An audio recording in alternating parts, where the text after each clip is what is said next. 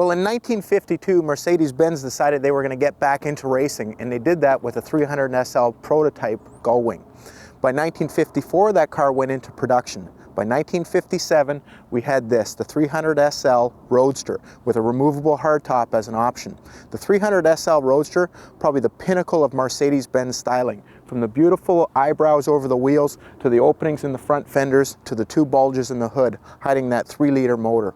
Well, SL actually stood for lightweight, and that's exactly what this car was. It had a tubular space frame with thin-walled tube that was welded together. Had a very rigid chassis, but was very light. Over that, they put this beautiful body. To keep it light, they kept the aluminum doors, aluminum hood, and aluminum deck lid.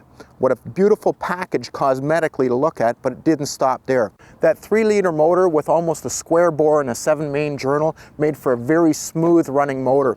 The transmission, it was a 4-speed synchromesh transmission that made it a joy to drive. The swing arm rear suspension, new for its era, made it a nice handling piece. The motor, because of the low sleek line of this car, actually had to be tilted 45 degrees on its side to get it in there. And then the runners were extra long for 2 reasons. One, to get it underneath the hood, and secondly, for the smooth horsepower. Now, in order to do that, they also had to make this motor dry sump, making it very, very reliable. Well, this, I think, was the ultimate touring race car of the 50s. So let's take it for a spin. The first thing you notice when you get into a Mercedes-Benz, the seats are firm, the shifter very precise, everything very functional, just like Mercedes is today.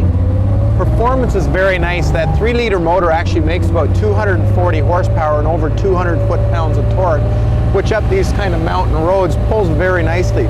Handling, braking, very nice. You stand on the brakes, it's got giant vented drums, which really work well on a car that isn't that heavy. The car looks heavier than it really is. Because of that tubular frame chassis, this car actually weighs about 2,900 pounds, and it feels like it when you start going around some corners. Like I said, the interior is very functional. It's got 2 big gauges. You got the speedometer and the tach in front of you, and then the auxiliary gauges right there as well. Sound, a very important thing for any of these cars, and it's got a nice throaty mechanical sound. Keep in mind, this car was really developed to go racing and then became a super touring car, if you want, from that era. The car really inspires confidence. It feels like the sort of car you could take on the Colorado Grand, drive it for 1,000 miles, and not have any issues with it. What a great car to drive. This car truly is a spectacular restoration, and it comes through after you drive it. The car handles beautifully and works beautifully. The body on this car, totally done. All the seams fit 100%. Somebody's gone around this car and almost laser beamed out all the body panels. Fit and finish is beautiful. Doors close the way a Mercedes door should close. The paint on the car, silver violet, beautifully done. It's been sanded and polished, all the edges done perfectly, been painted properly on all the corners and around the eyebrows, which is a real tricky area because you quite often get some bridging with the paint there. Very nicely done. Every piece of chrome on this car has been replated.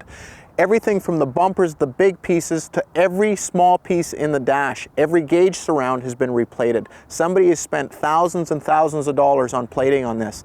Doesn't stop there. The polishing of the stainless steel, beautifully done, almost looks like chrome. Very, very nice car. The engine bay, well, it's detailed as well as the car runs. Somebody spent a lot of time researching it. All the correct markings, all the correct chalk marks, all the correct decals in the right places. All the correct components, like the master cylinder has the blue cap on it. Very nicely done. Doesn't stop there. The interior, meticulously done. All the hides stitched nicely.